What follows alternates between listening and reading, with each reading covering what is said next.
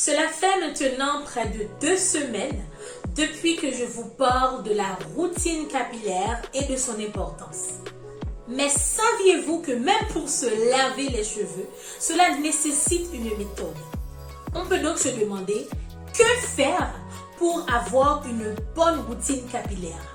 Comment bâtir une routine capillaire efficace et quels sont donc les soins, quels sont donc les gestes à mettre en place pour bien entendu réussir sa routine capillaire.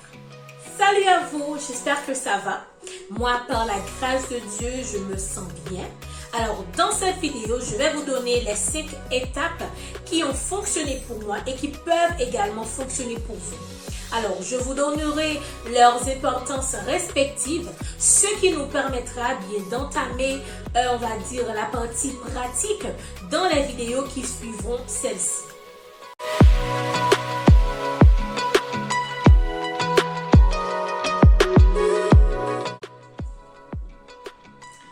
Une bonne routine capillaire se construit sur 5 étapes. La première étape, c'est le pre-poo ou l'avant-shampoing. Comme son nom l'indique, c'est un soin que vous appliquez sur vos cheveux, bien entendu, avant d'appliquer le shampoing. Ce soin peut être fait à base d'huile uniquement. Là, par exemple, on voit un bain d'huile, tout simplement. Ou encore, c'est un soin qui peut être fait à base de poudre, soit de poudres indiennes, de poudres ayurvédiques ou de poudres africaines.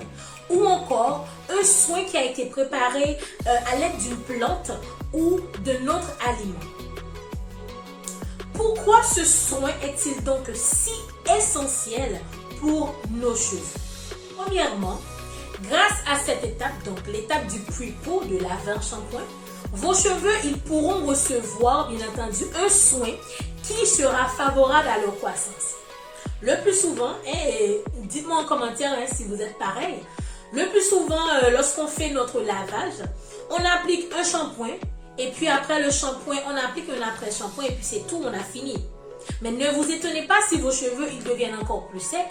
Ne vous étonnez pas si vous ne pouvez pas, par exemple, manipuler vos cheveux, si vous ne pouvez pas vous coiffer. Ne vous étonnez pas si vos cheveux ils sont beaucoup plus secs, ils sont beaucoup plus rêches. C'est parce que tout simplement, vous aviez appliqué le plus souvent un mauvais shampoing, un mauvais après-shampoing et vous n'aviez appliqué aucun soin au préalable avant ce shampoing. Ce qui nous conduit à notre deuxième raison qui est que grâce au pre-poo, grâce à l'avant-shampoing, ce soin que vous allez appliquer sur vos cheveux avant l'étape du shampoing jouera un rôle protecteur, un rôle de barrière, surtout lorsque vous appliquez un mauvais shampoing, lorsque vous appliquez un shampoing toxique, un shampoing chimique.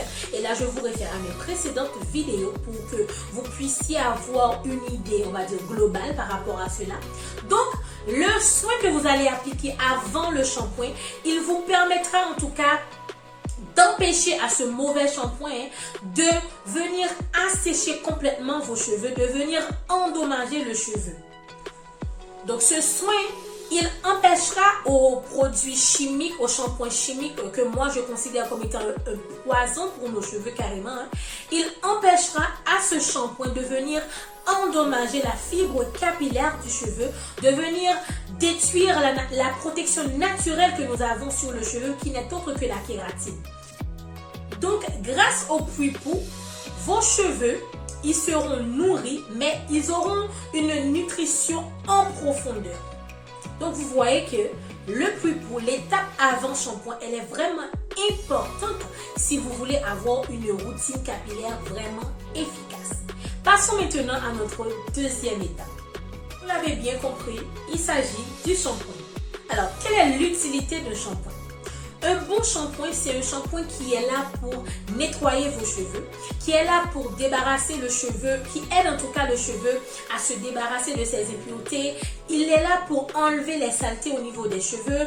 Il est là aussi pour vous permettre de toujours avoir un environnement sain, un environnement vierge, afin que les produits puissent pénétrer correctement votre fibre capillaire et donc favoriser votre pousse. Mais il faut savoir que le shampoing que vous utilisez doit être un shampoing qui, bien entendu, va vous permettre d'enlever les peaux mortes au niveau de votre cuir chevelu, de nettoyer le cheveu. Mais il ne doit pas nettoyer le cheveu à un tel point qu'il devient un facteur, je dirais, agressif pour le cheveu. C'est-à-dire qu'à un tel point qu'il assèche le cheveu, qu'il le rende rêche, qu'il le rende sec, afin d'endommager nos cheveux et de nous faire perdre cette identité que nous avons, cette identité crépue, cette identité frisée, bouclée que nous avons au niveau de nos cheveux. La troisième étape pour la routine capillaire, c'est le masque. Il faut que vous ayez dans votre routine un temps où vous appliquez un masque sur vos cheveux. Ça peut être soit un masque protéiné, soit un masque hydratant ou un masque fortifiant. Et pour savoir quel masque il faut appliquer sur vos cheveux, il faut tout simplement découvrir vos cheveux. Et pour découvrir vos cheveux, il vous faut avoir une routine capillaire. Cette routine capillaire vous permettra non seulement déguiser en vous, on va dire, cette patience que vous devez avoir pour faire pousser vos cheveux, mais encore, elle vous permettra d'avoir une consistance et une soif pour la découverte de nouvelles astuces, de nouveaux ingrédients pour le bien-être de vos cheveux. À quoi sert le masque? Le masque, il sert à récupérer ce que le shampoing avait enlevé. Il sert à récupérer le soin, la nutrition. Il sert à récupérer l'hydratation que le shampoing il avait enlevé au préalable. Et n'en parlons même pas lorsque vous utilisez un mauvais shampoing, combien le masque il est important pour vous. Il sert donc à réhydrater le cheveu, à nourrir le cheveu, à fortifier le cheveu à nouveau et donc à permettre aux cheveux de pouvoir pousser. Si vous voulez que vos cheveux qu'ils soient forts et qu'ils poussent, privilégiez le masque. Après le masque, vient notre quatrième étape qui est l'étape du conditionneur ou de l'après-shampoing. Honnêtement, quand vous appliquez un mauvais après-shampoing, et quand je dis après-shampoing, je me réfère aux après-shampoings du commerce. Donc, quand vous appliquez un après-shampoing du commerce, honnêtement, vous n'allez constater aucune évolution particulière au niveau de vos cheveux, sinon que vos cheveux, ils seront plus secs. Sinon que vos cheveux, ils seront moins malléables. Mais, quand vous appliquez un bon après-shampoing sur vos cheveux, quand vous appliquez un après-shampoing naturel sur vos cheveux, l'après-shampoing, il va jouer deux rôles importants. L'après-shampoing, premièrement, il vous permettra de démêler vos cheveux parce que le démêlage, il est important si vous voulez avoir des cheveux qui poussent parce qu'un cheveu emmêlé, c'est un cheveu qui prendra plus de temps à pousser. Deuxièmement, l'après-shampoing vous aidera à fortifier vos cheveux encore plus. Et là, je vous explique. Par exemple, admettons que vous aviez utilisé, admettons que vous aviez fait un masque protéiné sur vos cheveux. Le plus souvent, quand on applique un masque protéiné, après le cheveu, il sera sec et c'est normal. Il faut par la suite appliquer un masque hydratant pour avoir cet équilibre dont je vous ai parlé dans mes précédentes vidéos entre la protéine et l'hydratation. Eh bien, si par exemple vous ne voulez pas le jour de votre lavage appliquer un autre masque qui sera le masque hydratant, vous pouvez opter pour un après-shampoing hydratant qui vous permettra en tout cas de remplacer ce masque et d'apporter cette hydratation et cette fortification au niveau de vos cheveux.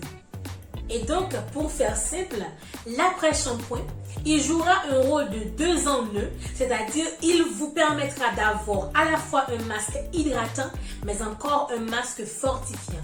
Et donc, l'équilibre entre hydratation, protéines et fortification du cheveu sera rétabli. Et enfin, notre dernière étape qui consiste à appliquer un thé sur vos cheveux. Ce thé, qu'est-ce qu'il va apporter de bon pour vos cheveux? Premièrement, ce thé va vous permettre de lutter contre vos problèmes de chute. Il va vous permettre de lutter contre vos problèmes de pellicule. Il va apporter de la brillance, de la souplesse au niveau de vos cheveux.